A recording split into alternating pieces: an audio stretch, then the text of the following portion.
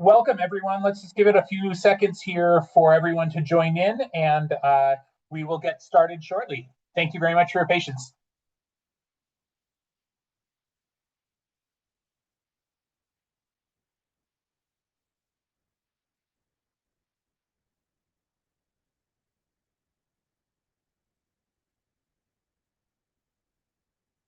Director Waters, it looks like the attendees have sort of slowed down, so I think everyone's joined us. So why don't we go ahead and get started? So David, if you want to start the PowerPoint presentation, everyone, this is the stakeholder engagement meeting for the Real Estate Commission's proposed rules that they will actually be conducting a rulemaking hearing on December 2nd regarding. But David, I will turn it over to you to go through that process. Thank you very much, Director Waters. I'd like everyone to thank everyone and welcome you for to today's meeting. As we're getting going here, I just wanted to do a brief presentation today in order to discuss what the process of rulemaking is here in Colorado. Excuse me. If I can get my slides to advance. So the Colorado Administrative Law Act, also known as the APA, is what governs the rulemaking process in Colorado. There's an important distinction that we should really discuss at the onset here, which is that really the difference between a statute and a rule. The Colorado General Assembly introduces and enacts laws and statutes, and then those are signed by the governor here in the state. On the other hand, government agencies like the Division of Real Estate promulgate rules and regulations. When a state agency creates a rule, it's because it's been tasked with implementing or interpreting or applying or enforcing a statute. And the rulemaking process is set forth specifically in the APA, and it needs to be strictly adhered to while establishing those rules. There's really four fundamental steps to the rulemaking process, or stages to the rulemaking process. That is, one, the notice of proposed rulemaking. In this case, the notice had been issued and published through the Colorado Secretary of State previously. The second is the comment period on those proposed rules, and that's in fact what we're here today to talk about. Three, the hearing on the proposed rule, which is scheduled for December 2nd, and then finally, the adoption of those rules. During the public engagement phase, both written and oral testimony can be accepted. At the hearing, oral testimony can be submitted as well. Essentially, though, testimony is directed to be either in support of or in opposition to a proposed rule. When public engagement or public testimony closes, the public is no longer able to offer those comments. Therefore, both public participation and industry participation is very important. There are several different deadlines that I'd like to briefly go through here, some of which are ongoing, such as our first one here, and that is at any time you can sign up to receive electronic notices about rulemaking hearings. And you can do this statewide, agency-wide, not just for the state, for the Division of Real Estate, by submitting your information to the Colorado Secretary of State.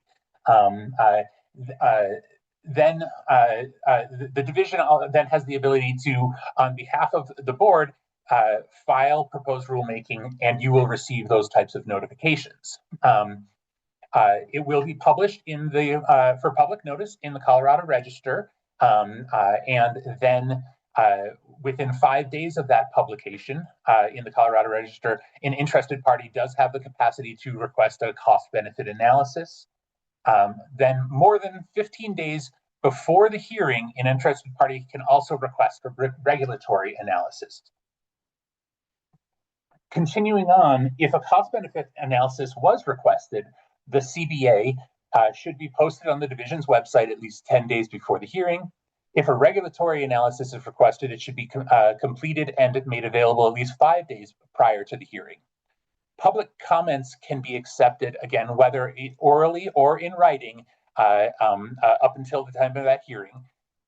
Rules then must be adopted if they are adopted within 180 days after the hearing. Within 20 days after the adoption of the rules, the division will submit the final adopted rules to the Colorado Secretary of State for publication in the Colorado Register. And then finally, the effective date of the final adopted rules must be within 30 days after the filing with the Colorado Secretary of State. So today we're here to discuss the public testimony, and that is, again, the public input aspects. The division has been soliciting public comments from you regarding these rules, which affect chapters 1, chapters 2, chapter 4, and chapter 6 of 4 CCR 725-1. That is commonly referred to as the rules governing real estate brokers in the state of Colorado. Chapter 1,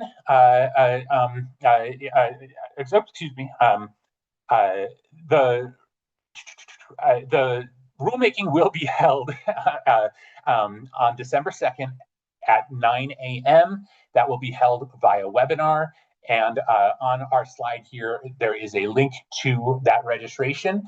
We have also delivered notification out to interested parties, both consumers as well as licensees, via email. And finally, you can find that registration link on our website on our public calendar, simply by going to dre.colorado.gov and scrolling down to the calendar section. So I'm not going to go into significant detail on each of the specific rules. However, I am going to give you a high-level summary of what the proposed rule changes are here. Starting with Chapter 1, CREC Rule 1.11 redefines a client, or defines a client, excuse me, not as a person or persons that has engaged a broker for the performance of real estate brokerage services. As a result of the addition of 0.11, all of the subsequent subsections of Rule 1 have been recodified, by i.e. 1.12, 1.13. Next, Chapter 2. Chapter 2 has one rule change, and that is found at Rule 2.11. This was originally amended in 2023 to comply with a federal law, 50 USC 4025A, and the proposed rules are now to amend it further to comply with that federal law. In short, the applicant must submit fingerprints. If a spouse of the service member is the applicant, they must submit a marriage certificate. The applicant must also submit proof of their military orders, which relocate them to the state of Colorado. And then finally, subsection D of 211 is a certification that identifies that the applicant is the person described and identified on the application. All statements are true and correct, and so forth. So that finalizes Chapter 2's changes. Chapter 4 pertains to continuing education. The first rule change that is proposed is in 4.2A1, and that pertains to the annual commission update. In accordance with the stakeholder recommendations identified in the 2025 Sunset Report, recommendations were made to complete the annual commission update, the ACU, within the first half of the year, i.e. to be completed by July 1st of each calendar year. That would be a significant change compared to what we are currently doing, which you can presently take the ACU from January 1 until December 31st of each year. Some additional changes pertaining to Chapter 4 are found in 4.3A, which simply clarifies that what the requirements are to be a presenter or an instructor of the ACU. Next, 4.4A clarifies requirements for all continuing education courses, including the ACU. 4.4b1 clarifies requirements for instructional materials for continuing education. Rule 4.4b2e through F address E through G address ineligible topics for continuing education courses, including instruction focused on prospecting, communication skills, or techniques for marketing, including staging, branding, or social media use, unless directly tied to the regulatory compliance. Also, property tours and site visits that do not include substantive instruction on an approved topic or regulatory matter. And then finally, marketing or promotion of a product or service, whether offered by the provider, an instructor, a sponsor, or any other affiliated or unaffiliated party. 4.4d addresses the topics for employing level broker education. 4.5b and G have proposed changes. Subsection B clarifies that courses may not be repeated within the same license cycle instead of calendar year. And then sub G addresses that it allows instructors to obtain continuing education for teaching an approved course, but teaching the same or a similar course will not result in additional credits. 4.6d, this provision of the rules sets forth the process for course approval. The additional language addresses that providers may not issue credit for courses that are not approved. 4.7.a.2 and 4 of the same subsection offer clarifications on what is required in course provider certificates that are issued by education providers. 4.7e through I is some additional language regarding the expectations and the requirements for delivery methods, course monitoring and updating course information, updating course contacts, and maintaining regulatory requirements with the division. Now, finally, we find ourselves at Chapter 6. Chapter 6, I believe, has two different rules here. First, we'll address 6.17d through E, which codifies practice standards and it offers examples related to the disclosure of conflicts of interest. And then rule 6.27, this slide and the next two slides will show the codification of informed consent before disclosing any client's confidential information. Like I said, this rule is a little bit longer. Rather than making it so that it was illegible for you all, I put it onto a few different slides. So I just have a few more closing out notes here as we get going, and then I'll pass this back to Director Waters. Please note again that that today's meeting is being recorded. If you would like to address the division today through oral testimony, the Zoom platform will allow you to raise your hand icon and division staff will be able to unmute you. When identified by division staff, please indicate your full name, who you represent, and your profession. Equally so, written comments can be submitted into the Zoom platform today in the Q&A feature found in your Zoom tool menu. Those written comments will be presented to the commissioners, but again, we respectfully request that you include your full name, your who you represent, and your profession. Comments today are going to be limited in time, particularly due to the number of attendees we have today. In the event that you are unable to speak or would not like to speak, but still submit those written comments, written comments can be submitted through our website. If you go to our homepage, click on the small arrow under next to Division of Real Estate, go down to rulemaking hearings, and then there is a link in a menu here where you can click the link to submit a written comment and submit information to the division that way. And so I appreciate sincerely all of your attention. And so without further ado, I will pass this back to Director Waters. And as we begin, the division respectfully requests that any persons that are wishing to speak, that they do not duplicate their comments, again, in the interest of time today. If you agree with prior testimony that has already been presented, you can simply state that so that it is noted for the record. And you can, this will help us ensure that the maximum number of speakers are able to be heard today. And the last point of order that I have is, if since we have such a large number of attendees, we would like to request that if you only have comments on chapters 1, 2, or 4, that you raise your hand first, and that we get some of those addressed, and then anyone that has comments on any other chapters, in such as if I have something to say on chapter 6 and chapter 2, it would be helpful if you could be in the second grouping, so that you can raise your virtual hand at that point, and that'll allow those individuals really only wishing to speak on 1, 2, and 4 to testify, and then go on about their day. So with that, I appreciate your understanding, and Director Waters, back to you, and I will stop sharing.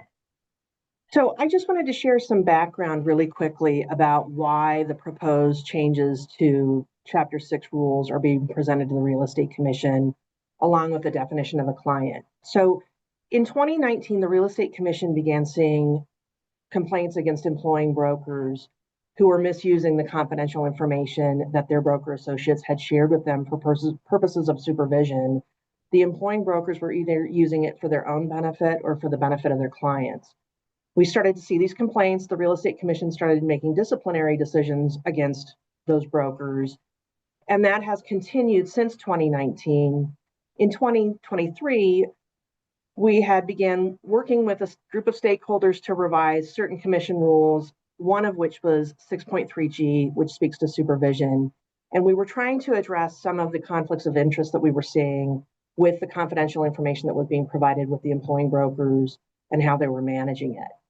The Real Estate Commission considered those rule revisions in February of 2024, and rather than adopting the changes to 6.3G, they repealed the rule and directed the division to perform some stakeholder outreach with the employing brokers to really get some information about what type of information was being shared with the employing brokers, how they were using that information, and the interplay with supervision.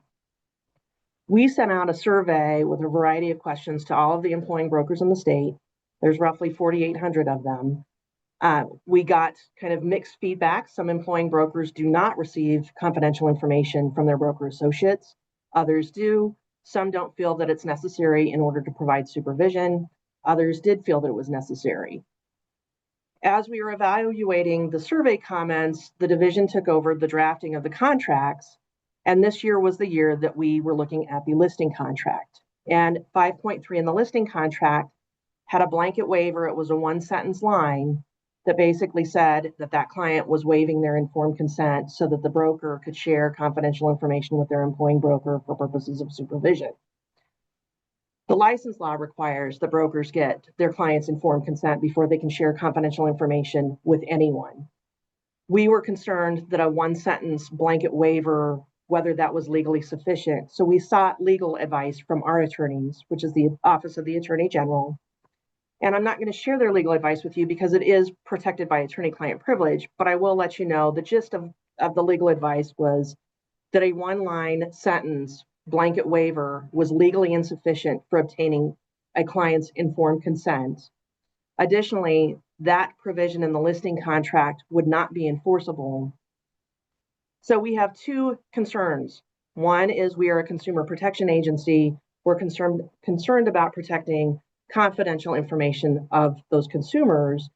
But also, if you are waiving confidential information as a real estate broker, there is liability that you can face, and that is in the license law as well.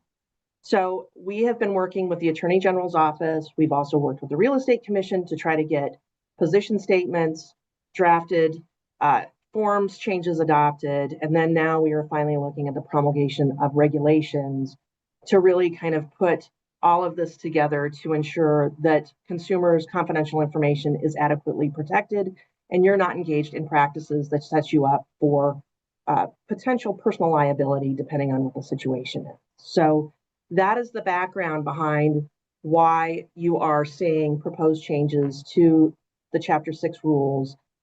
6.27 is really to provide you with a guide of what informed consent requires. Without that rule, I think you will be navigating blindly. And if the Real Estate Commission chooses not to adopt 6.27, it doesn't mean that that standard doesn't still exist.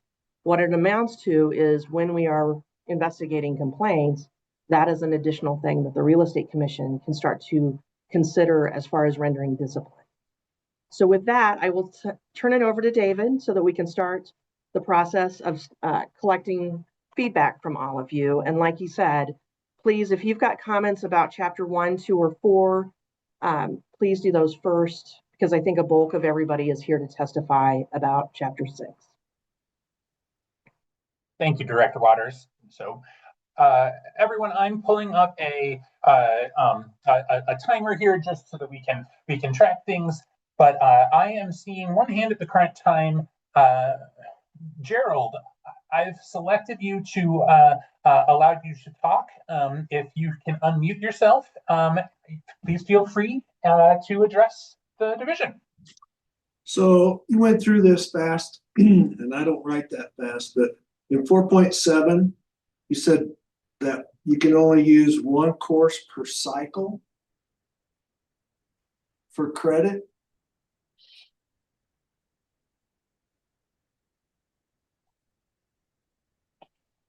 Oh.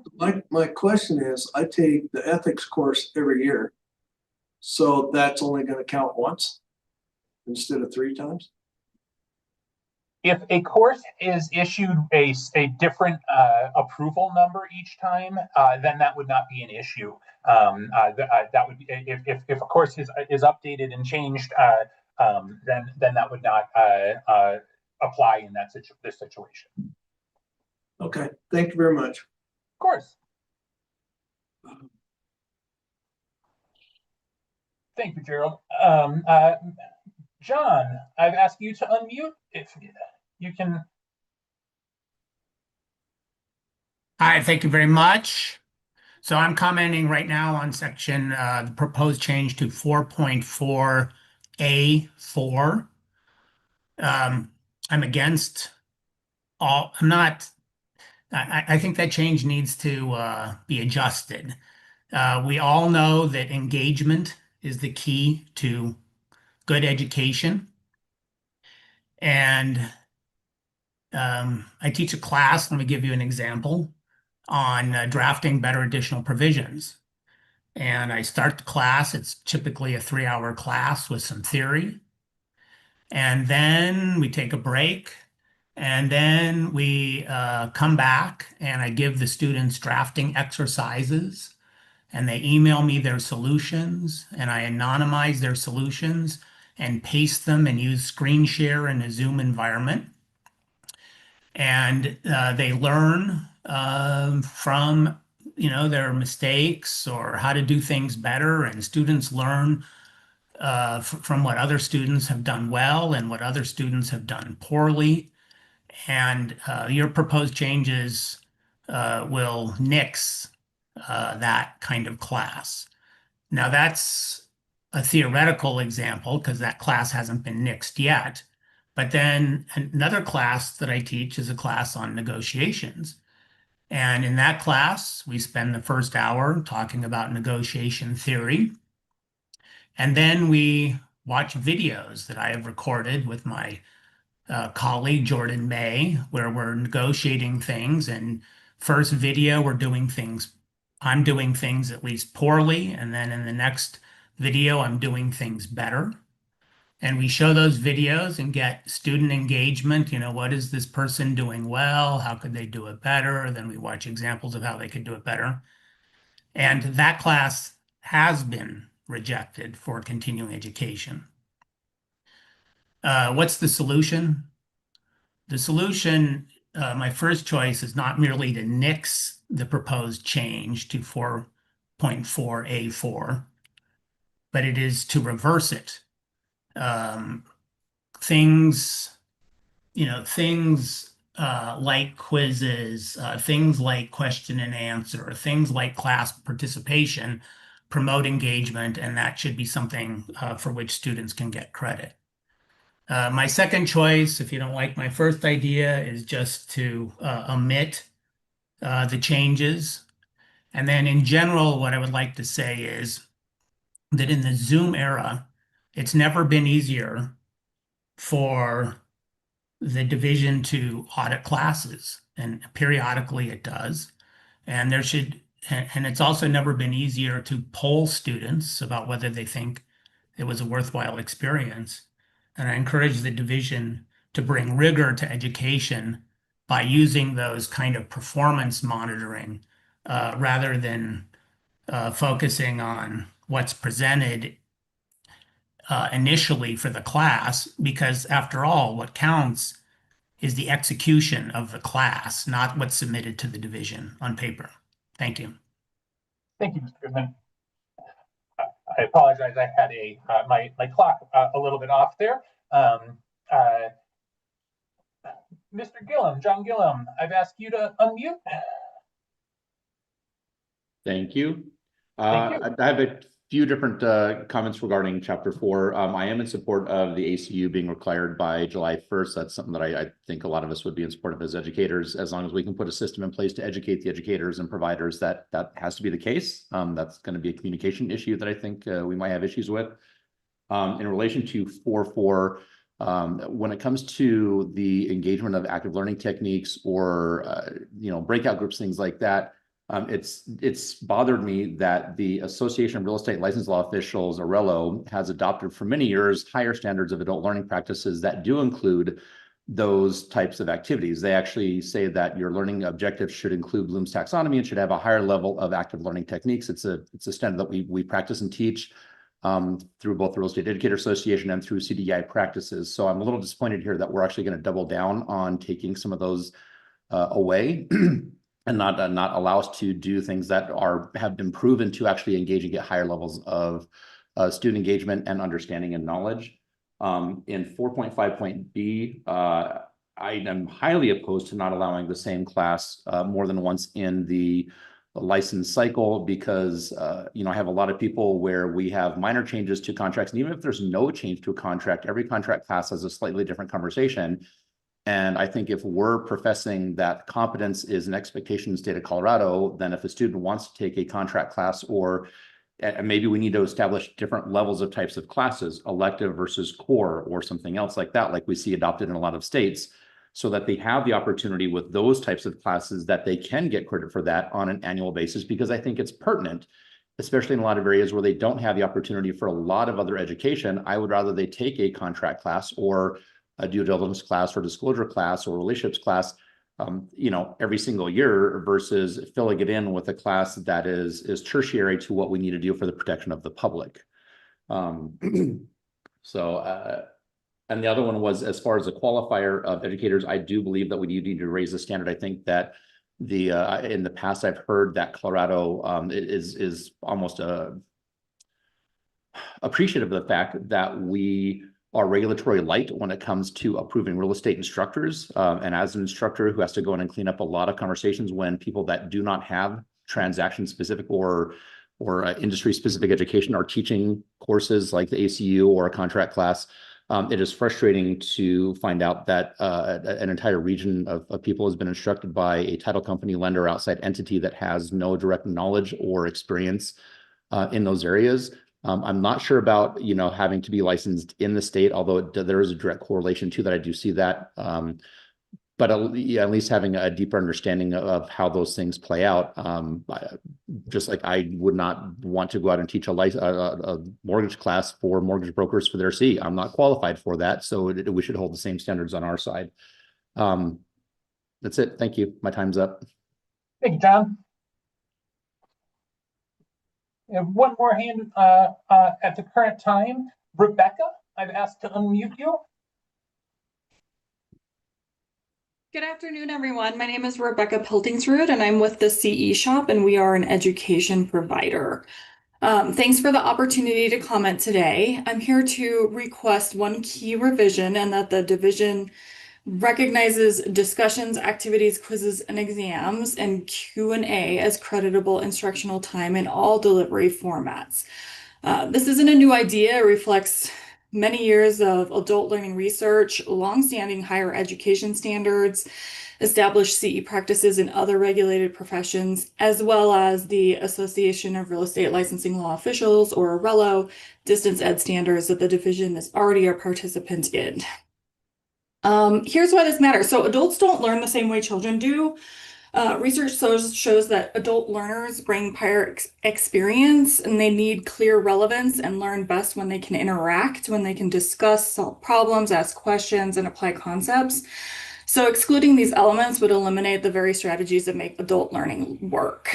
Active learning also improves outcomes. So research consistently shows that interactive methods reduce failure rates and increase performance compared to lecture-only formats. And more than 90% of US colleges now treat discussions, case studies, activities, assessments, etc., as part of their instructional time. And these are the core of effective education, which is true across all modalities, not just classroom, live online, or asynchronous. So the key question that I would ask is, what's the rationale for excluding these discussions, activities, quizzes, and Q&A from the instructional time when every comparable standard setting body includes them? If the goal of continuing ed is to improve real world professional behavior and protects consumers, not simply transmit information, then active instruction should be counted. For that reason, we respectfully request that the division explicitly include discussions, activities, assessments, and Q&A as creditable time across all modalities when they are aligned to learning objectives and properly tracked. And then further, maybe adopt a definition of active, what would be considered quote unquote active course instruction, consistent with adult learning research, higher ed norms, and ARELO standards. And this approach would keep Colorado aligned with national standards, support diverse learning needs, and ultimately lead to better outcomes for both licensees and consumers. Thank you. Thank you.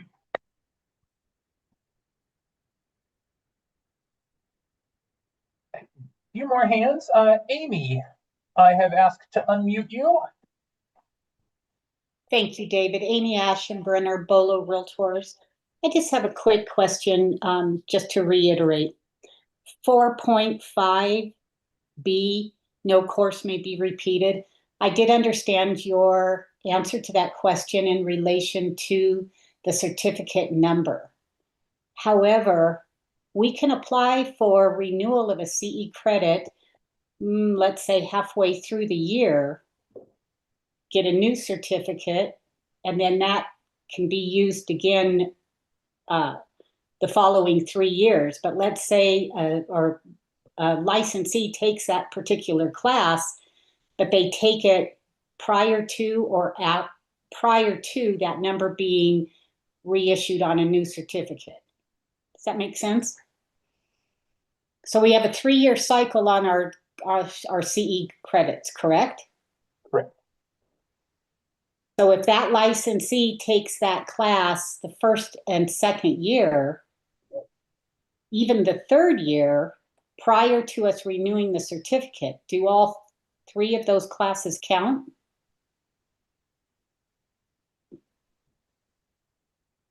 I don't have an answer for you at this moment, but I do think that that's a very good point to be addressed with the commission. Absolutely. So.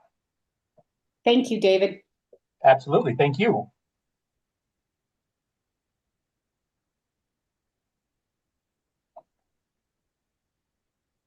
Natasha? Hello, can you guys hear me? Yes. Okay, hi, I'm Natasha Gutierrez. I am an attorney and I'm also a realtor. I have my own law practice and I'm a realtor with Keller Williams downtown. I just wanted to briefly talk about supporting better licensing for course instructors. I was in a course, particularly for legal and tax matters. I was in a course a couple of weeks ago where the instructor was giving both tax and legal advice. And I raised my hand several times to kind of let them know that that's not appropriate.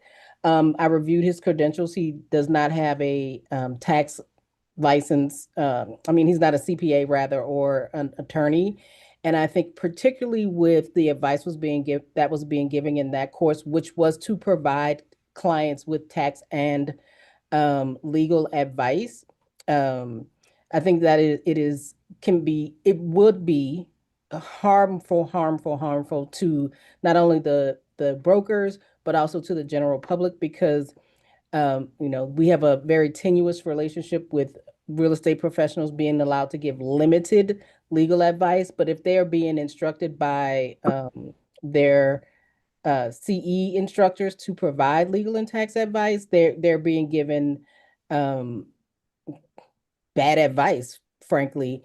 And I think it's important to note in this one that this guy doesn't have any license in Colorado at all, real estate or legal wise, or from what I could tell, no license in real estate or law anywhere. And so I just wanted to just be mindful that that type of bad advice could be fatal to a broker's career. Thank you, Natasha. Jason Rogers? Yes, thank you. I'm a real estate attorney here in Colorado and a CE provider as well. And I would like to echo the comments made by others about the Q&A rule and exclusion. In a previous life, I was a public information person for local governments. And excuse me, I'm just getting over a cold. And I think Q&As, when done well, exams when done well, and other interactive activities are one of the ways that you get a large group of people to engage with the material and feedback in real time as an instructor as to what needs to be addressed and the information that needs to go out. And so I think there's obviously a very lazy way of doing a Q&A and saying at the end of the class, we're going to do 10 minutes of Q&A. And if, no one raises their hand, everyone feels like they get to go home early. But I think there's also some really effective uses. And I think John Goodman earlier, those seemed like very effective uses. And so I would just like to say that I'm opposed to that. I think there's other ways to do this, even if it's requiring more structure for those Q&As in the course approval process, where it's some sort of enumeration of what the Q&A will cover, expected topics, and then backup topics if there are no questions asked from the participants. The instructor has a certain agenda that they're going to cover if everyone is asleep, if it happens after lunch or something of that nature. Thank you. Thank you, Jason. At this time, we have one more hand raised. John Wendt. Hi, I'm John Wendt. I'm actually an employing broker with Coldwell Banker out of Aspen, Colorado. I think it's a mistake not to allow CE credit for the same course in sequential years. And I'm going to give the example of contracts. I teach contracts every year to the same in our same office, which is 85 brokers. But I want you to know on a contract that has 30 sections or more than 30 sections right now, basically, and it's 19 pages. My experience is the more you take something, the better you get at it. And I feel like our contract is where we have most of the issues with the public, most of the issues with the broker, misunderstanding. And I think the more you take something, the better you get at it. The fact that it's a benefit to have CE credit for it, I think helps get people into the door. I don't think that's the reason most people go, or they try to increase their knowledge. I think it's an incredible mistake, though, to say that you can't take the same course more than once, especially with real estate contracts. And knowing a little bit about the commission, because I sat on the commission for a period of time, a lot of the issues that come up are misunderstanding of the contract or not following what the contract says. because of lack of knowledge. So I am definitely in favor and opposed to the fact, I'm in favor of people being able to take the same class more than one license, sequentially each year and still get credit for it. And I believe that each class is a little bit different anyway, based on the participants. So, and I agree with the other comments that people made regarding the question and answering and the participation. So I think that's critical to a class being well thought of and well received by the members of our profession. Thank you. Thank you, sir. At this time, I think it would be prudent for us to open it up to all chapters 1, 2, 4, and 6. And with that, the first hand I see here is Roberto. Oh, but you just disappeared. You just lowered your hand. Oh, there we have you again. All right, perfect. Roberto. Yeah. Hey, thank you so much. I'm a managing broker myself and blessed to be here going on 28 years of being a realtor. And I like what John and all the instructors said about Q&A. I've taken numerous classes through John and others, and I like how they teach. I like how they get all the students communicating and looking at each other like, hey, that's good to know. And also, as far as taking the class over again, I think we should get credit for that. I take myself, of course, I've been audited 3 times. Thank you. But I've always been up in the 80, 90 hours of class within my 3 years. But and it's because I take those courses over again and again. I like to take them over because I learn something new all the time. So thank you for listening. Thank you. Kathleen Flood. Yes. Yes. This is Kathleen Flood. I'm an employing broker with my own company, and I would like to reiterate that Q&A is imperative for understanding and clarifying the items that are discussed. Just as an example, you started this off with a summary of what was going to happen today. It went rather quickly, and the Q&A that's happening right now is clarifying what you are saying. And I think to omit that as credit is a mistake, because this is when people actually turn their brains on to a different level, start engaging, and find out if they made a mistake in how they interpreted and what they heard. I think it would be a big mistake to omit that, because it's a big part of the learning process. Thank you. Thank you. Martin, I've asked to unmute you. Hello, my name is Martin French, and I'm with AW Commercial Real Estate. I'm a commercial real estate broker.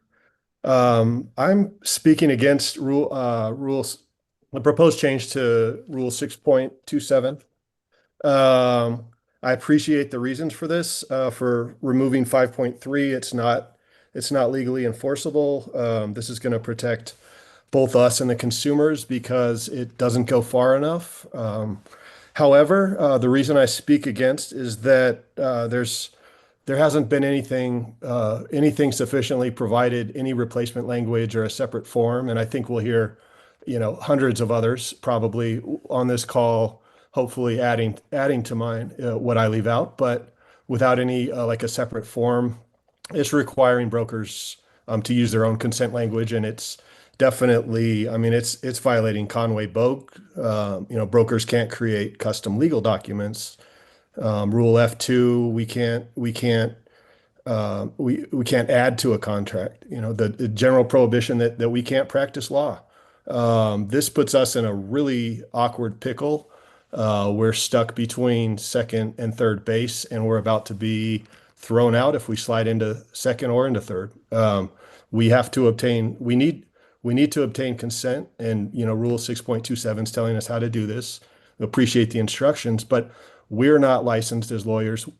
once we craft this language, it's going to put us in a position where then if it's incorrect, then we violated not just Conway Bogue, but we've also, drafted a legal document that we shouldn't have. This is like a contractor, a GC, being required by licensing to design a structural engineering for every building he constructs, he or she.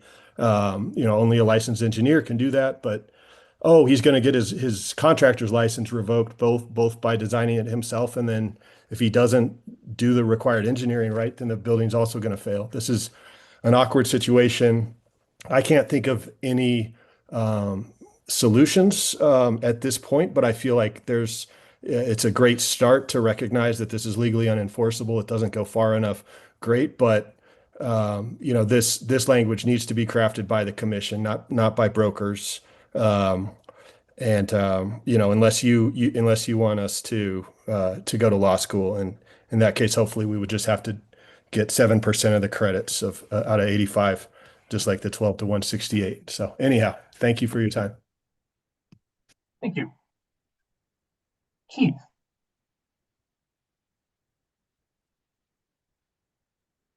Yes, hello, Keith Alba with Keller Williams Advantage. I'm the employing broker. Thank you for the opportunity to comment. My remarks today focus on proposed 627, specifically that the requirement that the brokers obtain a client-informed written consent that is specific and obtained only after full disclosure of the risks involved and the alternative options available. I want to be clear, as drafted, the standard is vague, undefined, and in many real-world situations impossible to obtain. First, the rule requires consent to be specific, but never defines what that means. Specific to what? Specific to each disclosure event? Specific to each category of confidential information? Specific to each supervisory conversation? Real estate transactions move quickly. Clients share sensitive information during showings, negotiations, inspections, and emergencies.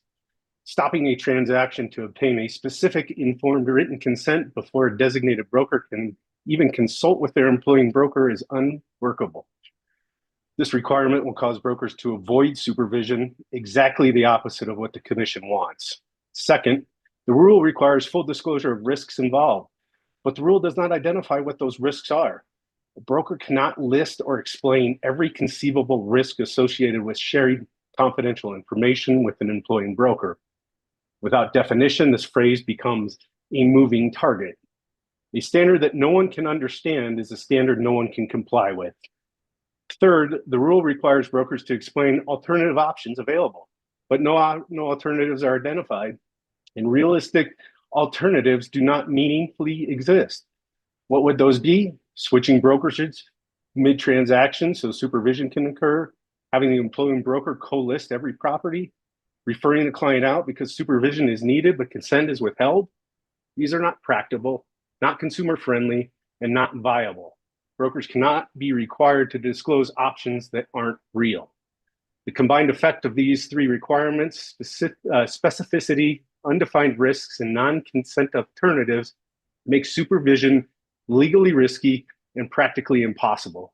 The commission is requiring employment brokers to satisfy two conflicting duties. They must supervise under the statute, but they cannot receive information needed to supervise unless a designated broker obtains a level of consent that cannot realistically be achieved. The predictable result is reduced supervision, reduced transparency, and increased consumer harm. This rule, as written, does not protect the public, it exposes them. Before I close, I also want to address another proposed rule to 45G, which limits instructors to earning CE credits for only one course taught per calendar year. Respectively, David, it seems it's written differently than the way that you summarized it at the beginning. Instructors often teach multiple advanced high-value courses throughout the year, contract updates, legal risks, compliance, escrow management, and more. Under the proposed rule, all of that work would earn only one single CE credit. Teaching is one of the strongest forms of mastery, and these instructors do more than anyone to elevate the industry competence. Restricting their credits discourages education, discourages course development, and contradicts the entire proposal of continuing education. Thank you. Thank you, Keith. Excuse me. Let's see. At the current time, we do not have any other hands up other than two individuals that have already spoken to the board. So here we go. Linda, I have asked you to unmute. Hi, my name is Linda Ritchie. I am with Remax Real Estate Group in Colorado Springs, and I also teach for Kaplan Professional Schools and have taught the pre-licensing classes for 31 years. So my concern is the 6.27, and I agree with what Keith Alba said about having the supervising broker or employing broker unable to supervise their broker associates. I think it's going to cause a lot of problems with the broker associates unable to call for help. So I'll keep it short. I think what has been said already is going to be very true. And the broker, employing broker or supervising broker needs to be able to help their broker associates. So that's it. Thank you, Linda. Thank you. Sure.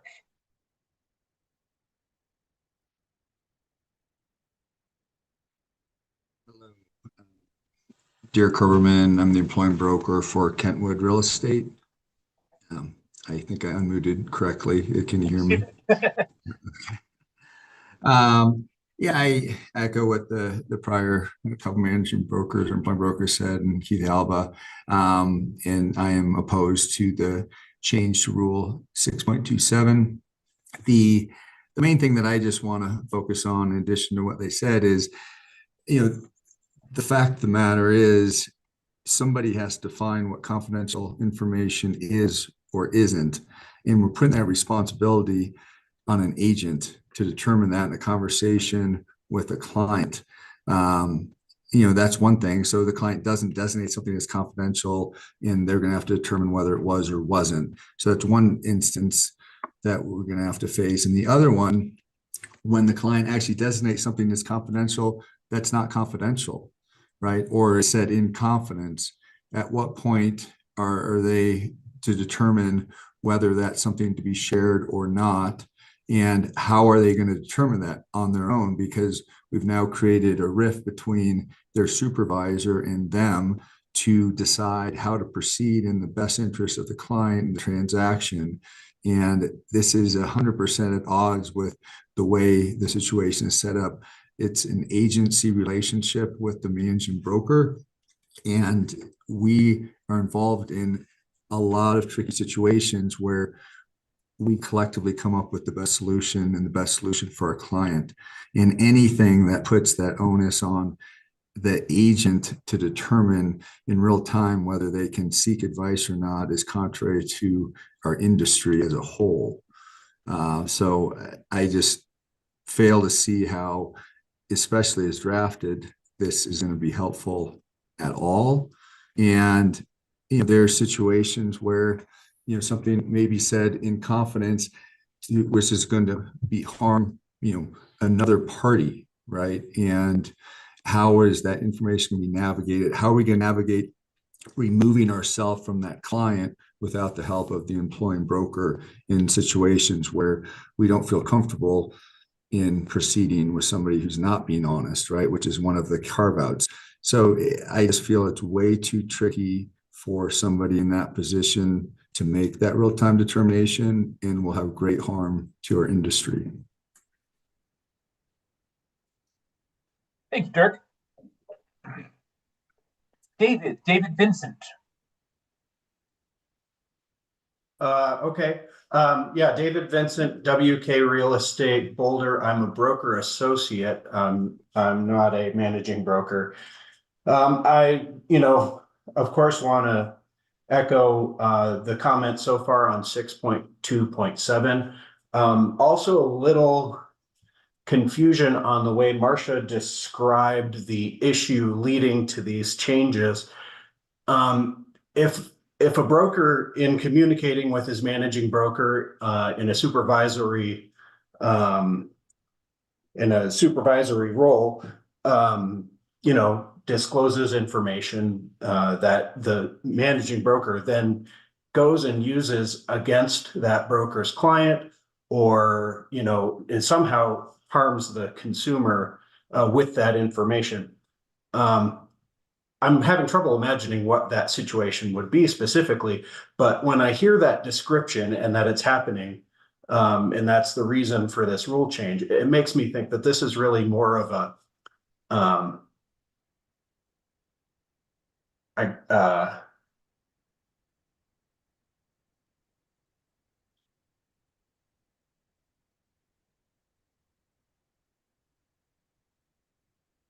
oh, sorry, I think I cut out there. You did cut out there for just about five or so seconds there, David. Okay. Seems like more of a disciplinary problem based on Marcia's description than something that that requires such a drastic change.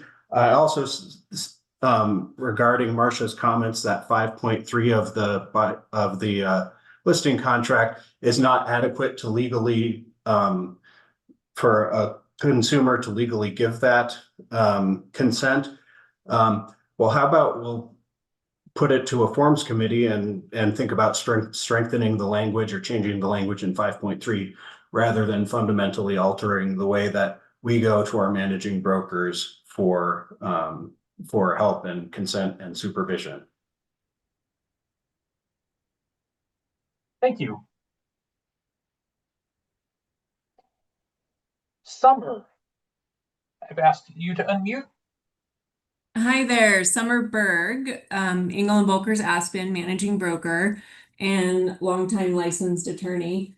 Wanted to echo all of the prior comments on the proposed change to 6.27, similar to the last gentleman who spoke.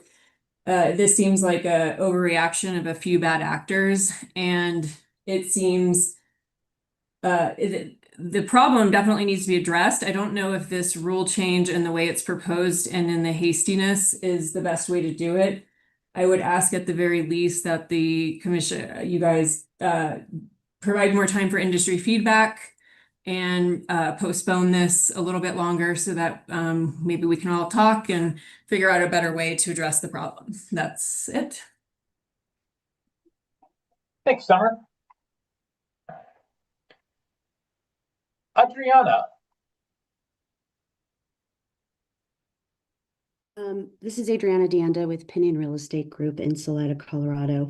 I think, forgive me if this point was made and I did not hear it, but I think one thing that I'm not hearing is my biggest concern with 6.17 and 6.27 is the risk of the harm to the public by creating an additional barrier for a broker to gain more information and more experience and more tactics and how to help navigate a transaction for a client. I'm with a pretty large firm for our area, and one of the reasons I'm with that firm is we have quite a few agents in that office. I'm very clear that we're not to practice on our clients. The reason we have high level of supervision is or ongoing supervision is that we haven't all been through every scenario that is possible within real estate. And in being with a larger team, if it has been a few years since I've worked commercial or a particular case to where the transaction is nuanced in a way that someone a few desks down has experienced in the past, who better for me to spitball and explore some options and navigating through the nuances of a transaction than someone who has already experienced that. And if we're creating a barrier for that conversation, and if say I did not have that person listed as someone to work with, I may be going in a little bit blind and avoiding that conversation to where I can take some institutional knowledge into that transaction and help support all sides of that transaction through a successful completion. So I have some concerns in creating barriers there. I've been licensed now for I think 13 years, and it just seems like such an odd shift to add in this barrier. I think ultimately we're concerned about the profession and our colleagues and our teams, but ultimately we're here to serve the public. And that's where my concern is if we're leaving them at risk. And I really trust my employee broker. I mean, where there's trust, respect, I trust her integrity. There's a reason I'm there. She sets a culture of integrity, that we're not going to be malicious with any information that we receive. I mean, that's part of being a broker. We're held to a higher standard. That's why we have our ethics. So I just didn't feel like people were focusing enough about the potential for harm for the public. So I just wanted to highlight that. Thank you, Adriana. Carrie, you're next. Thank you, Carrie Lukens, employee broker with South State Alliance Realty in Colorado Springs. Right now, there are no, defined anywhere in Colorado contracts or rules or statutes that I'm aware of what informed consent and confidential information is.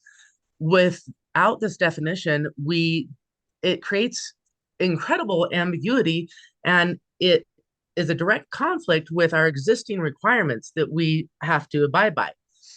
The commission has provided no definitions, guidance, or state issue documents to us that explain, constitutes what informed consent or confidential information is. Without those, rules or standards, then compliance becomes out, and the consumer protection that we're supposed to provide is severely weakened. As an employee broker, it makes my job so much more difficult because without the defined duties, it's impossible to properly supervise associate brokers, as was required under our current rules. When the commission introduces obligations, but you fail to define them, then we can't do our job. We can't train, we can't oversee, or ensure adherence to these rules. When we can't do that, it places both us and consumers at a greater risk. There are some rules that mandates some, safeguard of confidential information, and 5.3 kind of covers that. But eliminating the only thing that we currently have to go on undermines the consumer protection, and it exposes all of us to very inconsistent expectations. And it makes your job harder to oversee the regulatory aspects of it. So could 5.3 be changed? Maybe, but I absolutely cannot agree with this. I would encourage the commission to revise the proposed change or, get rid of it altogether. Thank you. Thank you, Carrie. Next up, we have John. I've asked you to unmute. Thank you. Hey, my name's John. Can you hear me? There are two Johns. Go ahead, Mr. Goodman, and then John Wade. I'll have you right after that. Okay. Okay. Thank you. Sorry, John Wade. Hey, first of all, I'm John Goodman, and I just want to acknowledge that whenever we speak about anything that we're opposed to, by implication, we're in favor of everything else. And I don't want to just rely on the implication. I am very much in favor of your change 4.2, requiring that the annual commission update class be taken prior to July 1st of the year. Thank you very much. That's a very good change. I want to say something about Rule 6.27. Of course, our system of designated brokerage creates an environment in which employing brokers can, and I know that they do, have conflicts of interest from time to time. Something else, though, I know is that Governor Polis and Attorney General Weiser identify themselves as data-driven leaders. And if the Division of Real Estate has data suggesting this is a big problem, I haven't seen that data. Now, I acknowledge that it's hard to have data, on something like this because, you know, in a very, very high percentage of transactions, they go smoothly. And so the investigators and the staff of the Division of Real Estate tend to see a selected version where somebody's unhappy and something goes wrong. But I haven't even seen anecdotes, and maybe that's my fault from the Division of Real Estate. But if the division has anecdotes that this is a big problem that needs to be addressed, then those anecdotes should be supported by stipulations in disciplinary cases. Those anecdotes could be supported by rulings of administrative law judges. And I would like to see those for two reasons. One is it might undermine the need for change, but even if it supports the need for change, it would help those of us who are lawyers better draft the informed consent change. There's one other thing I want to say about a different rule, and that is the rule 4.4B1, eligible topics. I've already mentioned that I had a negotiations courts rejected. Negotiations is not on the list of approved topics. If you were hiring a real estate broker, you'd want your broker to be skilled at negotiations. Negotiations should be on the list. I've also had an anti-bias fair housing class rejected because it wasn't on the list. Anti-bias and fair housing should be on the list of eligible topics. Thanks for listening. Thank you, John. And John Wade.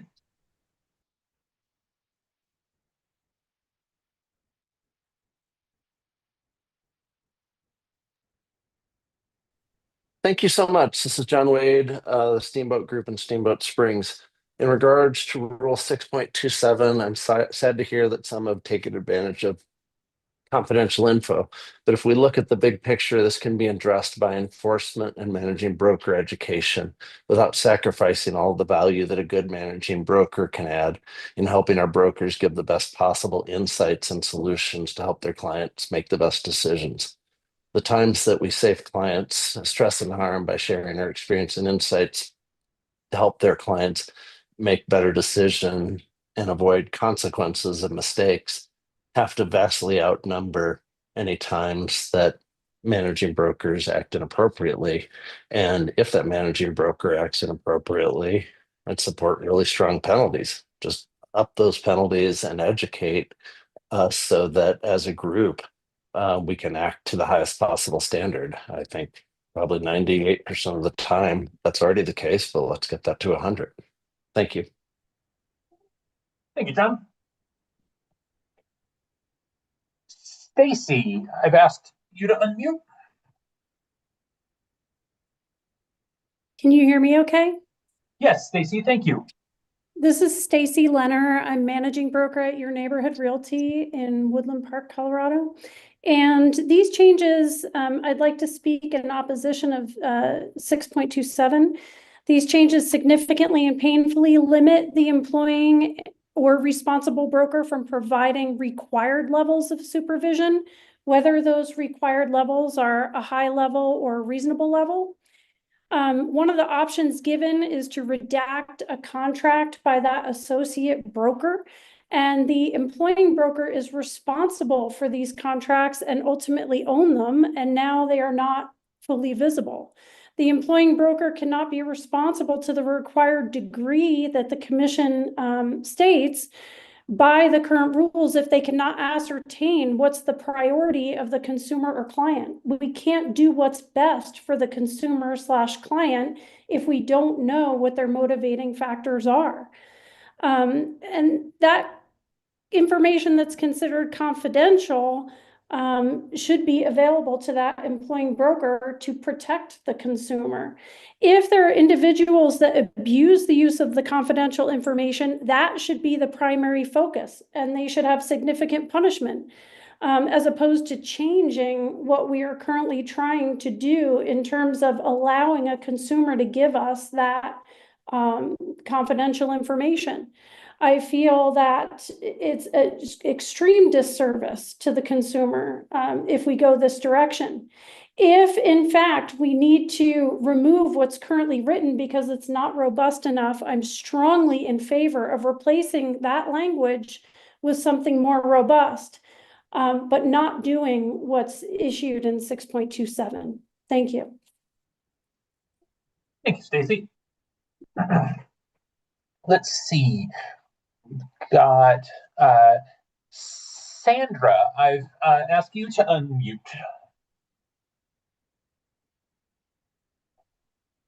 Hi, this is Sandra King, King Homes and Land. I'm the managing broker as well as the owner. And I just agree with pretty much everyone that's previously spoken. I like, of course, what John Wade says about, some significant education for the managing broker. I think this is just going to handicap us to be able to properly supervise, which is very important and it is our job. So that's all. I just wanted to voice my support and opposition of this change. Thank you. Thank you, Sandra. Let's see. Next, we have Joan. I've asked you to unmute. Thank you very much. I'm Joan Valverde with HomeSmart, Colorado Springs, Colorado. I'm just a broker associate. I appreciate everybody's comments and I agree with them completely. Regarding the ACU being taken by July 1st, I am fully in favor of that. I think it was 2009 that Oliver Franscona himself yelled at the class I was in for taking that ACU in November. And I've taken it no later than January 15th ever since. So I'm in favor of that. In regards to the 6.2.7, I do have great concern, and I think Keith Alba really summed it up great, as well as everybody else. And as an associate, in my 17 years of practice, I truly have only brought maybe 3 files to a broker where I've really had to give them a lot of inside information to where this would even be a concern, and it was never used inappropriately. But on a very personal note that I can't get out of my mind, 4 years ago, I was faced with ovarian cancer, and I had several files going on at the time. And I just made a quick call to HomeSmart office and said, hey, I've been told I have cancer. I have to go through surgery. What do I do with my files? And they said, just get them covered. And that was the end of it. If I had to have gone through and worried about getting a lot of redactions and, extra stuff corrected so that I could kind of worry about going through a cancer surgery and then chemo and all that yada yada. That would have, so just on a very personal level, I thought I would bring that up. But instead it was a one quick phone call, told how to handle it. I never did have to share any confidential information, but I did have my files covered. But it could have, if this was in place, it would have been a lot more stressful on me in a health situation. So I just wanted to share that. And thank you for all you do for us. Thank you for sharing your personal story as well there, Joan. Leah, I've asked you to unmute. They need to see it that way. Oh. Hi there, can you hear me? Yes, I can, Lee. Thank you. My name's Leah Rice. I'm Managing Director for Coldwell Banker Distinctive Properties in Grand Junction and in Montrose. And I just want to speak as a broker associate at this point. In the last 11 years, if I did not have the support of my managing director or my managing broker, I truly don't know what my business would be. And as a new agent, not knowing what would be considered as confidential information, where I would be going to is ChatGPT. And in an industry that we are already so disconnected from each other as agents, I feel like putting another layer of disconnect on our managing brokers is very harmful to the public. We already have agents who are part-time, who aren't in the office, who aren't around the language of real estate consistently, who are already so fear-driven that they're going to get in trouble for something, that if they're fear-driven to even ask a question, I don't see how this is not harming the public. And then to continuing education credits for being a class that you can repeat. Same thing, every teacher you learn it from, you learn something different. I take several contract classes a year, and yes, I do that because I want the continuing education credits. And again, in an industry where we are failing in education by not allowing those continuing education credits to be there, you're putting another level of reason for agents to not have to reach out to advice. So I feel like providing more supervision without red tape, more classes without red tape is in the best industry for the agents. And for any managing brokers who are mine that are on this call right now, I am so grateful for sharing information with you that has never turned into a transaction that you used against me. It feels like this is maybe a couple of broker associates that lost a contract to something, but I am curious how many of these complaints have come from the actual public. So that's all I have. Thank you. Thank you, Lee. Let's see. Megan, I've asked you to unmute. Hello, can you hear me? Yes. Awesome. Hi, I'm Megan Bello. I'm broker owner of a small brokerage that's got agents all throughout the Front Range, but I am based out of Monte Vista, Colorado. And I am echoing every other managing broker before me who also is in opposition of Rule 6.7. It is already so tough to get some of these agents to talk to you, and the level of like it helps the consumer when the broker and the designated broker and the managing broker can speak freely, because that's what's best, is that the designated the managing brokers can supervise. I don't see any situation where 6.7 allows or brings, makes that happen, like many have said before. And yeah, I'm just in strong opposition with all of the ones who were better spoken before me. Thank you, Megan. Adrian. Hello, can you guys hear me? Yes, Adrian. Oh, thank you so much for having me. I'm Adrian Espinoza, broker owner of SB Agency, also incoming card chair of Diversity and Inclusion 2026, as well as MEDRA chair of IDEA. I wanted to just highlight a major concern with the proposed Rule 6.27, and I agree with most opposed to it in this meeting here, and how it impacts the relationship between consumers, brokers, and managing brokers, especially as it relates to fair housing compliance. Rule 6.27 requires brokers to obtain specific written informed consent before disclosing any confidential information. This includes motivations, price flexibility, financial terms, and any other sensitive details. The intent is consumer protection, which we all support. But 6.27 creates a conflict with our current practice. When a broker needs guidance, the supervising broker traditionally steps in to coach, correct, and prevent mistakes. This sometimes requires the broker to share confidential details so that the supervisor can properly advise. Under the proposed language, unless the broker obtains a new written informed consent from the consumer each time they seek supervisory assistance, the supervising broker could be placed at risk of violating the rule simply by doing their job. This ultimately harms consumers. If brokers hesitate to seek help because they lack written consent, they may make decision alone without supervisory oversight. That increases the likelihood of mistakes, misinformation, and misrepresentation, precisely what the rule is trying to prevent. This also elevates fair housing risks. Supervising brokers are often the first line of defense against steering, discriminatory language, or unintentional bias. If the broker cannot safely share client details with their supervisor without first obtaining written consent, then the supervisor may not be aware of problematic statements or actions until it's too late. That means fewer opportunities to correct discriminatory behavior in real time and greater liability for brokers and brokerage. We cannot put brokers in a position where they are afraid to seek help because it requires additional paperwork. Supervision is not optional. It's required by law, and it's essential for consumer protection. Managing brokers could face regulatory risks if they accidentally receive confidential information without the required written consent, but they could also face liability for failing to supervise if they don't engage. This creates an impossible compliance paradox.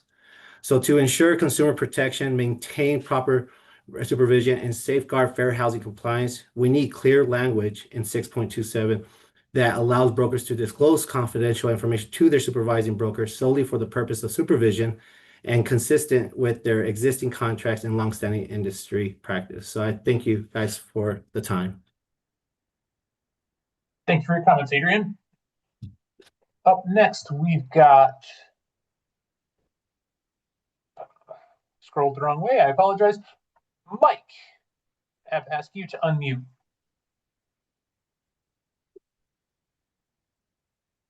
Yes, my name is Mike Harity, Engel and Volkers, Pagosa Springs, managing broker and co-owner.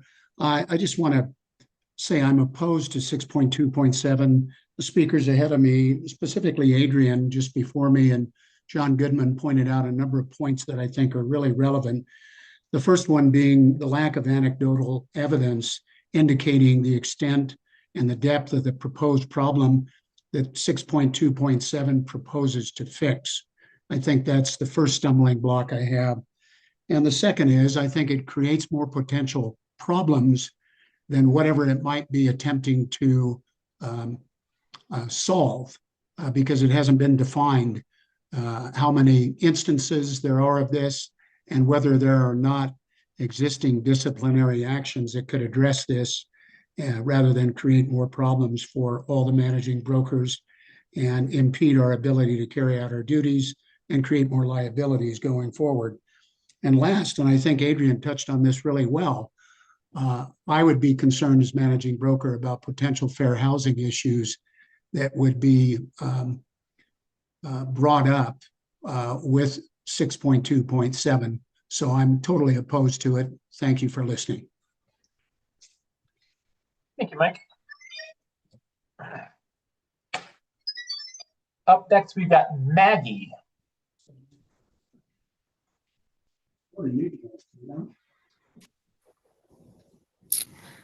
Thank you for the opportunity to comment. My name is Maggie Fast. I'm a broker associate and realtor with Nook Haven Homes. As associates, one of the reasons many of us choose our brokerages is because we trust our employing brokers and we rely on their guidance. Real estate is complex, and no matter how long we've been practicing, new situations come up where you need a second set of eyes to protect your clients and complete a transaction. The proposed change makes that supervision harder, requiring separate written consent before discussing confidential information creates delays when maybe time is not on our side, uncertainty, and extra steps that ultimately increase the risk of mistakes, especially for newer brokers. That risk is carried by consumers, not just agents. If the concern is misuse of confidential information, wouldn't a better solution be to increase penalties for the small number of employing brokers who abuse access, rather than restricting ethical brokers from receiving the support they need? The current system protects consumers by allowing proper oversight. So I'm just asking the commission to reconsider this change so we don't unintentionally reduce client protection in the name of privacy. Thank you. Thank you, Maggie. Let's see. Up next, we've got Kendra. Kendra, I've asked you to unmute.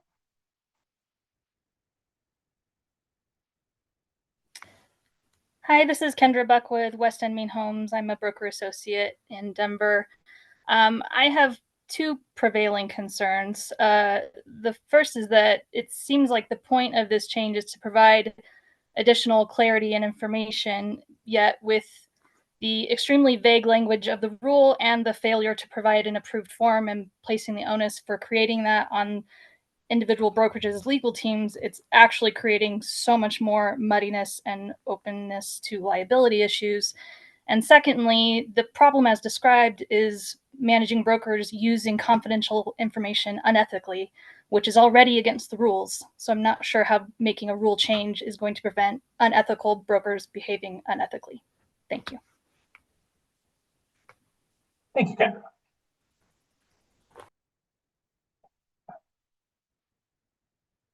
Up next, we've got Becky. I've asked you to unmute. Thank you. This is Becky Robbins, Remax Mountain Brokers and Estes Valley Board of Realtors. I have a suggested proposal, which is perhaps we could have a provision in our contracts to let the customer client know that we are going to be talking to our employing broker about some confidentiality that they might have given us, and that it's just to better serve them, and possibly take it to a deeper level where we say that we will let them know when we're going to do it and what we're going to say, so that they are comfortable with us doing that. And if they have an issue with that, they can let us know, rather than a blanket disclosure or compliance that that the employing broker is included in confidential information. Thanks. Thank you, Becky.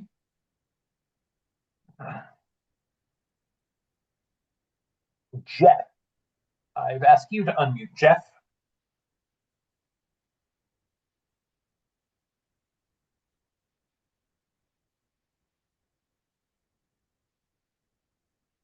Jeff, I can see that you're unmuted, but we can't hear you at the current time.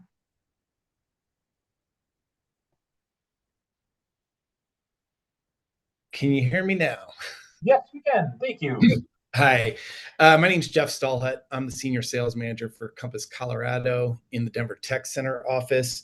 First of all, the prior speakers have already summed up my points mostly, but I wanted to say two things. One is, when we made the contract changes this year, we did create options where we had an affirmative acknowledgement checkbox or something from the consumers where they could acknowledge or agree to something. It sounds to me like what happened is we got an opinion from the Attorney General that said this informed consent is not sufficient. It's not legally enforceable, all that other type of stuff. So the solution was to remove the informed consent, which now creates all of these potential issues with us sales managers not being able to provide a high level of supervision or a reasonable level of supervision, whichever is required.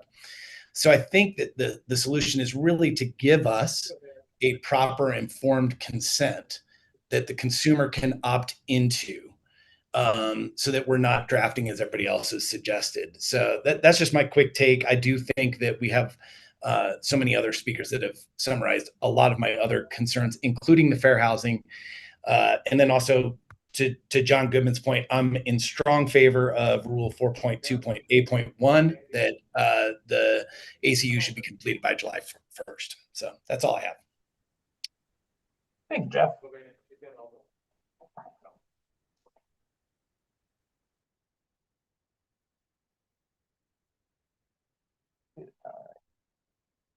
So I'm not seeing any fresh hands right now, but we do have a few people with their hands up from previously. Gerald, would you like to address the division again? Yeah, I guess my question would be for Marcia. Out of 4,800 brokers, how many issues did you have last year? So I don't track the actual number of complaints that we got back in 2024 that related to this issue, and we sent out the survey to 4,800 brokers. They didn't all respond, but the bigger issue is that our legal counsel has identified that the language in the contract wasn't sufficient, which means, and that language ties to the statutes. You have to have the client's informed consent before you share any confidential information with anyone. So if you're not meeting the legal standard, it doesn't matter whether there's 10,000 complaints or 1,200, we have to address the issue that you're not meeting the legal standard necessary. Okay, and then if you remember when we changed the licensing to have our licenses done on our anniversary date, and then you went back to the end of the year, I think you're going to cause the same problem with 4.2. Even though a lot of people are in favor of it, I've dealt with too many realtors. It's going to be a licensing problem for you, and I am going to speak against that for that reason. And just so you're aware, the The proposal to have the annual commission update course completed by July was an administrative recommendation that was in our sunset review. And I believe that that was actually a recommendation made by the Colorado Association of Realtors. I do not anticipate that that rule change is going to aid anybody with CE compliance. This is just us moving forward and implementing an administrative recommendation. I actually think we're probably going to end up with more CE violations due to that rule change. I think so too, but I won't have to deal with it. And thank you for your time. Douglas, I've got asked you to unmute here. All right. Hi, this is Doug Barber.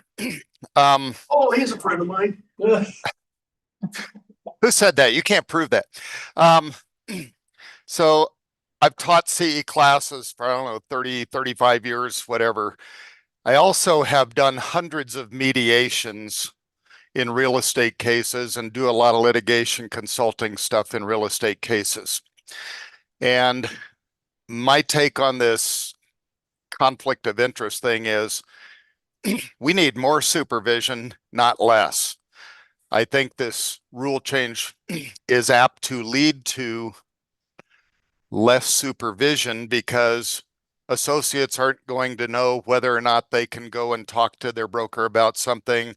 You know, can I go to my transaction coordinator and get any information? Because in some cases, a TC who works for third-party brokers may have superior knowledge than the associate that's doing the deal.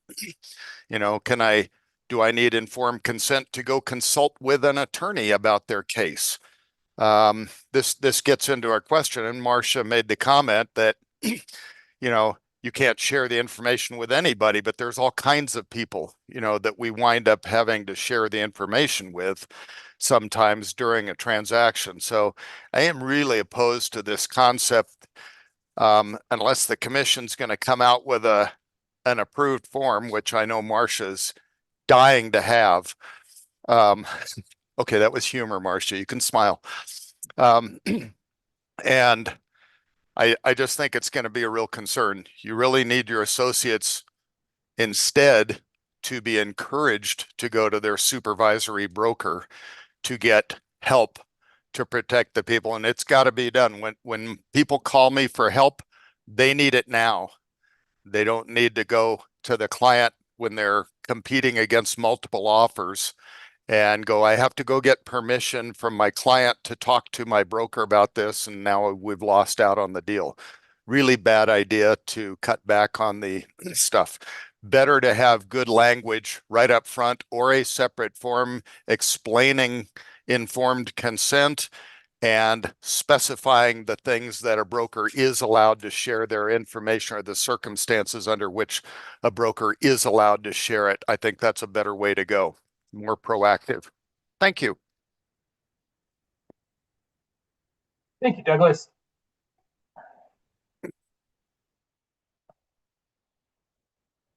Oh, here we go. Brian, I've asked you to unmute here. Hi, can you hear me? Yes, Brian. Hi. Go ahead, Yeah, please. thank you. Just a kind of a quick follow-up question. Director Marcia, I heard in terms of the legal change, in terms of legal guidance, in terms of why this rule 6.27 is needed out there. My question is, what has changed in statute, or what has changed from a case law standpoint to require this? Because again, this is not something new in terms of the past practice of informed consent. And I do know that there are other sort of areas in terms of healthcare where informed consent can be verbal in terms of some of the pieces out there. So could you just share a little bit about how the thinking has changed in the last couple of years around requiring this informed written consent, please? So there hasn't been a change in the license law. The reason that it was an issue this year, and I don't know whether the Real Estate Commission or the division back in 1994 sought any legal advice about informed consent. But one of the complaints that we've heard about the Forms Committee over the years is that the forms has been used to create policy. And that was part of what we were looking at this year with the blanket waiver of informed consent, It just did not seem to really adequately protect consumers. So the division sought a legal opinion this year, and that is really kind of the final nexus for this change. Thank you. So this is coming from the Attorney General's office by chance? We had asked for legal advice, and they are our legal counsel. So yes, it is their advice to us as their client. Thank you. Thank you.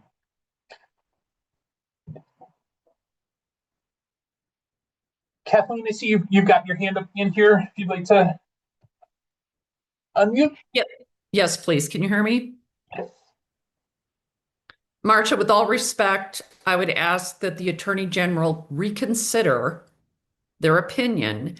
And I think that a rule change that is happening after what appears to be a small amount of complaints, because no one is sharing any data with us as to how many times this has happened, rather than cutting off the arm of managing brokers, I think that the Attorney General has an obligation to issue a statement that provides us with some background as to why they think this is incorrect when there's been all these years with attorneys on the Forms Committee, realtors on the Forms Committee, and somehow magically this comes out. I'm a data person.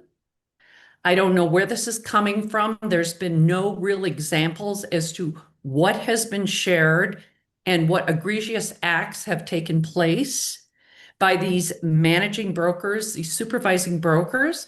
It's all very vague. And I can tell you that closing that door of communication between agents and their managing broker is a bad idea.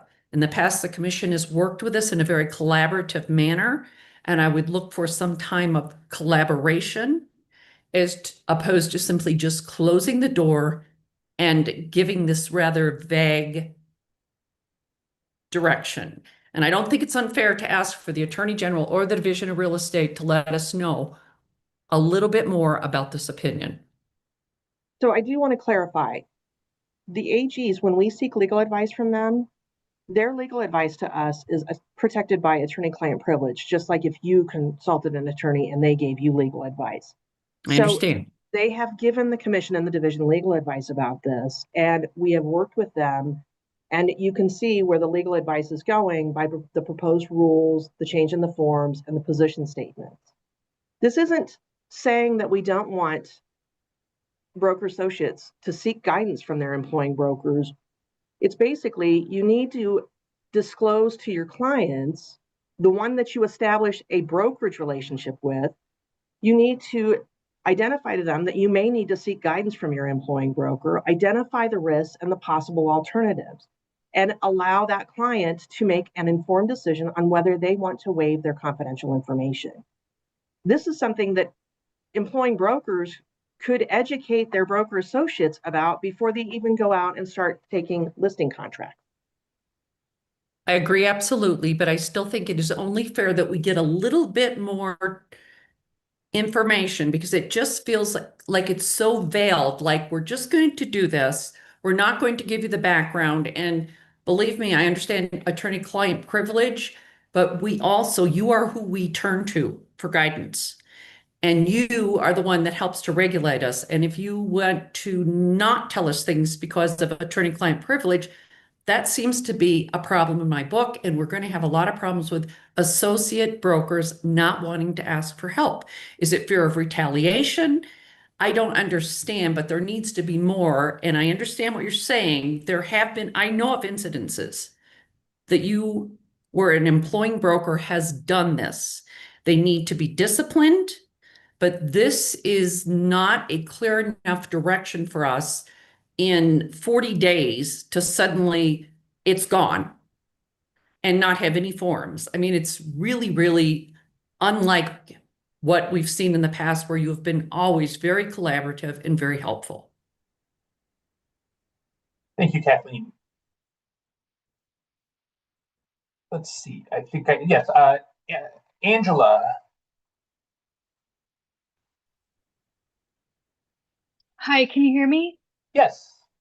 Hi, my name is Angela Livingston. I'm a broker associate with Compass. I also have my employing broker's license. And I agree, I just, for the record, want to state I agree with everything everyone has said about 6.27.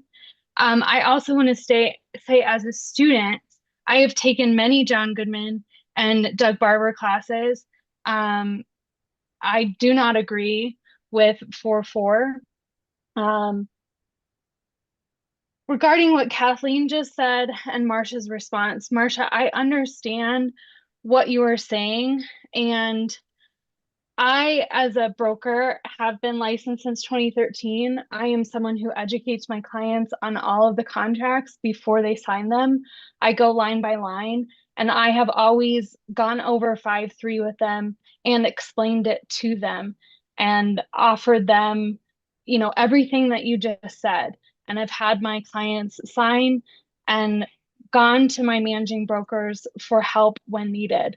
And so I think, as everyone has said, one of the biggest problems with this is removing that clause with nothing to replace it in 40 days is really detrimental to the consumer. And that's all I have to say. Thanks so much. Thank you, Angela. All right, it looks like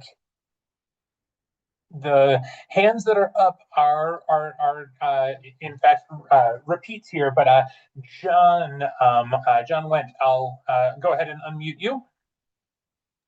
I have a couple comments. First off, I want to say I agree with Doug Barber that there needs to be a higher level of supervision, not a lesser amount of supervision. The second thing I want to mention, the contract is between the brokerage firm and the individual, and then they give the designated broker the authority to act on behalf of the brokerage firm. If we're going to change anything, and I think it should change in the contract and have that language in the contract rather than having a separate form for it, because the contract belongs to the brokerage firm.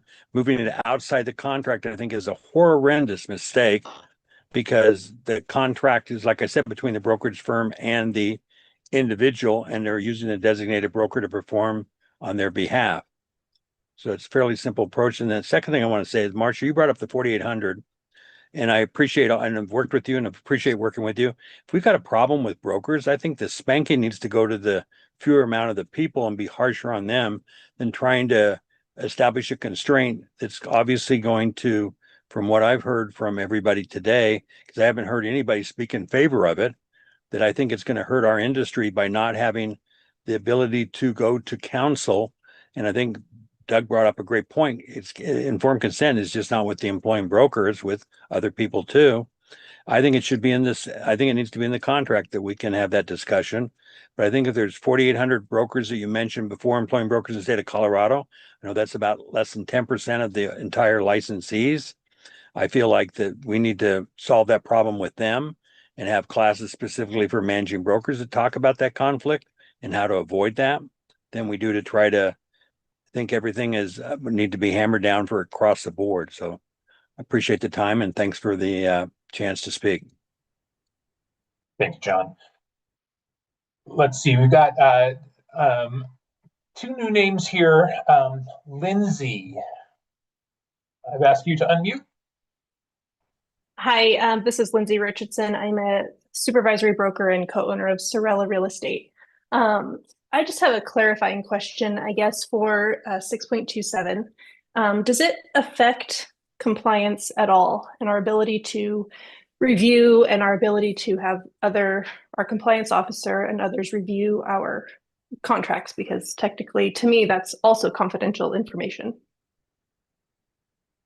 So it depends on whether your brokers are putting the confidential information that's identified in the brokerage relationship statutes in the actual body of their contracts. So if they are putting in motivating factors that the seller is willing to take less than the list price, the buyer's willing to pay more, other different confidential information that is identified in those statutes, then that is problematic for you to review. But that was part of the reason that we try to provide guidance through the new CP31 position statement about how to manage those situations.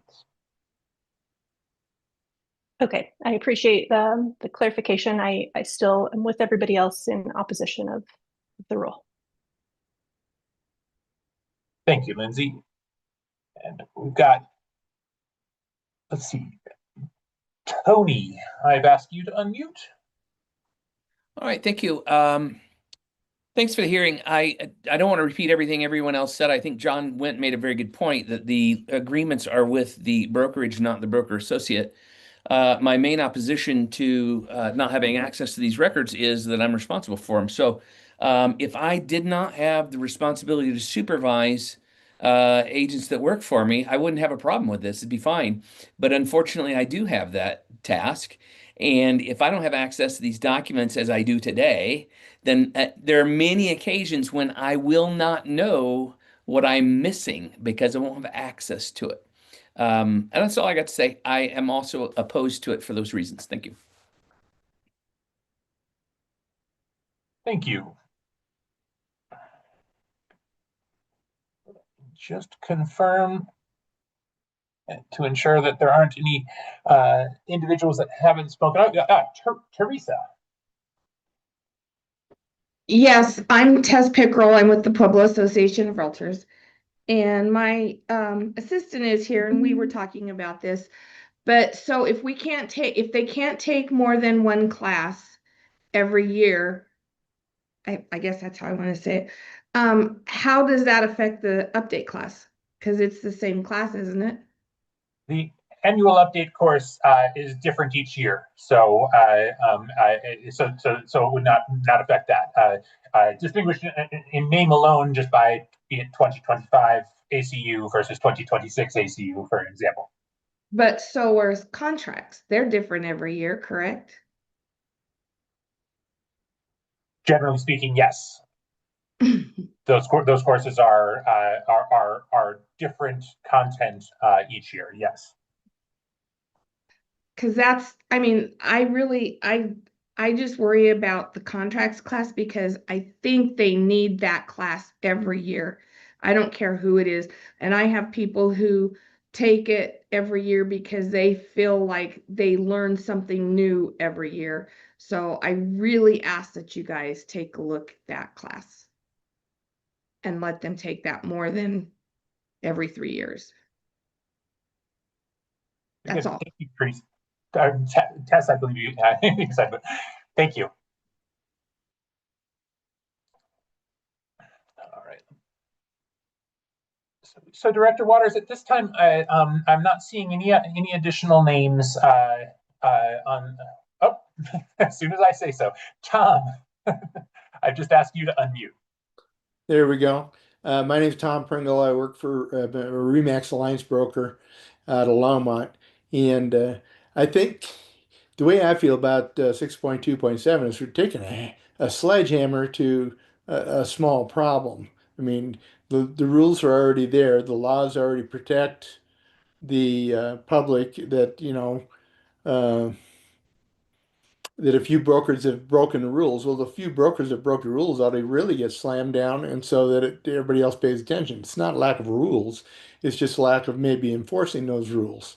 And I just feel that that I have had to go to the managing broker many times. I've been doing this almost 24 years, and I expect to get really good answers from him. And I'm afraid that even old dogs like me need answers sometimes and need to sit down and talk things through. And that makes it almost impossible to do with the new law.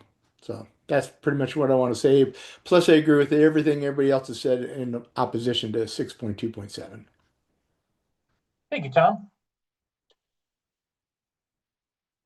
Let's see. Eric, good to see your name there. Eric, I've asked you to unmute. Yeah, hi. This is Eric Romero, Berkshire Hathaway Home Services.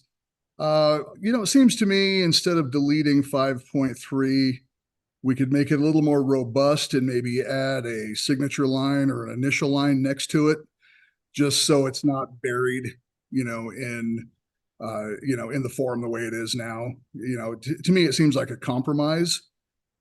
Just throwing it out there. Thank you, Eric. Sean, I've asked you to unmute. Thank you very much. I'm just going to quickly restate that for such a small problem, until it can be proven that it's a big problem, I think we're taking a pretty big step that's very, very risky to the public. The second piece on the contracts class, earlier Tess made a comment about the ACU, and you said it's different each year and contracts are different each year. But as for other courses, how would a practitioner know that a course has changed from year to year or had not changed from year to year until they actually sign up for it and take it again? Thank you. Thank you for that comment, Sean.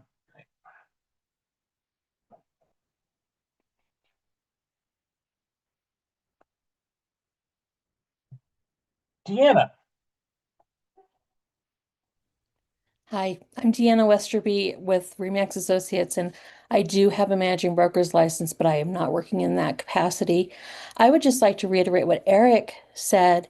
It seems like most of this problem boils down actually to Section 5 not being adequate. If we could just create more robust language and make that adequate, wouldn't the rest of this be unnecessary? That's all that I had. Thank you. Thank you, Deanna.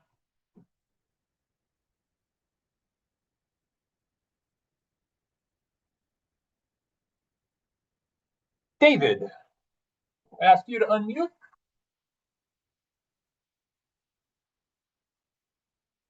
Hello, everyone. Thank you so much. It's David DeAlena. I'm with Coldwell Banker. I had the opportunity to teach the annual commission update class today to a rather large group who were shocked at the information that they were learning today that would have been beneficial to them to know earlier in the year. So I definitely speak in favor of moving the timeline for that class to be earlier in the year. I was on the task force with the Colorado Association of Realtors to kind of help provide some guidance on this issue because I am looking to teach this annual commission update in December and anticipate some of my largest classes of the year as we move into December when the information has probably about the least value to it. And then as it relates to the second issue that I have as concern is I have approved through the division the HUD class that I teach, which is a 3-hour class. It's extremely complex. I would imagine water rights and contract law are probably very similar.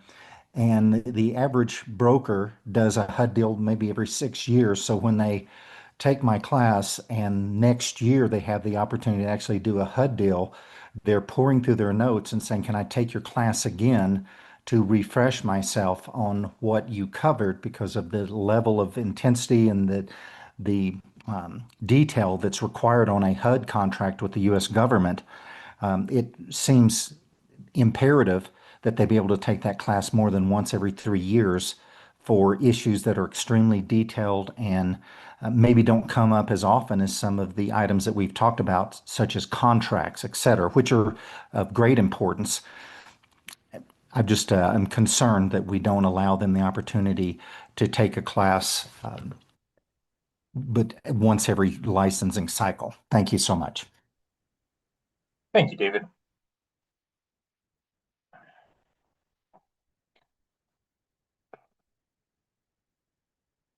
Michelle, see you raised your hand. Ask you to unmute. Yes, this is Michelle Williams with eXp Realty out of West Cliff, Colorado. And I just am questioning why we're literally doing something. It seems like we're trying to solve a problem that no one has asked for or asked about. And so I have a few points to make. First of all, this rule completely undermines the entire point of having a managing broker. If our managing brokers cannot access the information that they're supposed to have access to supervise us, then we have absolutely no reason to have a managing broker any longer. And asking us to go back to the client every time we need to actually ask our managing broker a question and ask them to fill out a form when we actually have a problem now getting clients to sign all of the documents that Colorado is requiring of them is just putting another burden on top of our clients. Second off, it elevates the risk for the consumer, because if we can't go to our managing broker and ask questions, then who's the person that hurts? It hurts. First off, it hurts the consumer, our client. Second off, then it elevates our E&O risk, and it elevates the E&O risk for our managing brokers, and then it elevates the E&O risk. Let's have another NAR lawsuit. Why don't we? Third, we're siloing our communications. So we're literally saying, you're in this house and you're in that house, and we no longer can communicate with each other. We have to do everything piecemeal. Fourth, we already have our brokers own the contract. They own the contract. That is who it is with. We are the designated broker, but the brokerage is the one that owns the contract. Therefore, don't they already have the right to have all of this information? And finally, it discourages mentorship, and it weakens the whole brokerage relationship between designated brokers and managing brokers. And I think somebody said it beautifully. We're taking a sledgehammer to something that might require a tiny little chisel. And so let's fix the language in 5 instead of deleting 5 and throwing in 6. Thanks. Thank you, Michelle.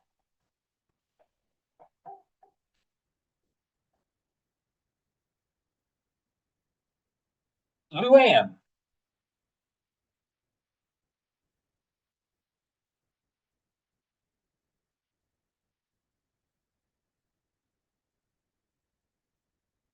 We getcha. Sorry, it was a mistake. Sorry. There you go. No worries. Thank you. Oh, you're on mute now. Let me see if I can. No, I inadvertently hit that, raise my hand. I agree with everything everyone was saying. It's hard enough. We just need to simplify, not make things harder. Thank you. For those comments, Luann. Thank you.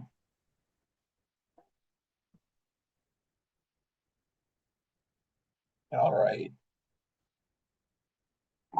If there isn't any other individuals that would like to address the proposed rules, here we are, Catherine. Catherine, I've asked you to unmute. Thank you. Catherine Kirkwood Smith, Mountain Homes and Real Estate. I am broker owner of that company. I want to go on record supporting the others who oppose the changes to 6.27. I would like to reiterate some of the comments that we have, as brokers, have not heard anything about these circumstances, even anecdotally. And I take a lot of classes with a lot of these great instructors on this call. There haven't been any discussions in an ACU or ethics class or any other class that I'm aware of. And to have as many repeated offenses as you're describing over a 5-year period, and for us to not know about that, it is shocking to all of a sudden have this enormous change and 40 days to figure things out, as others have said. Instead of the proposed changes, I encourage you to consider using education as a way of curtailing the issue. Please share with us more specifically how these incidents have occurred and how they've unfolded. Let us use these examples for learning purposes. Again, you have excellent instructors on this call, and I know they would do an incredible job of helping us all with a better understanding of this and how to proceed. I am against removing 5.3 from our contracts that we have to use in less than 6 weeks' time, and echo the request to have a robust and educated forms committee change that paragraph to rectify its inadequacies. Thank you for your time. Thank you, Catherine.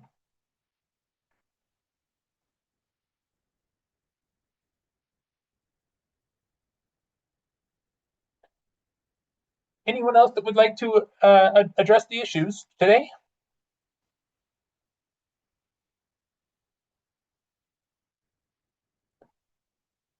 Director Waters, I guess, seeing none.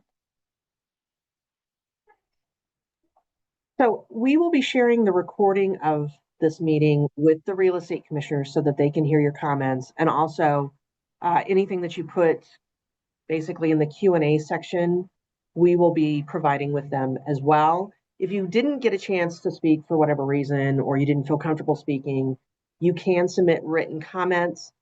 You can do that up until, I believe, this Friday.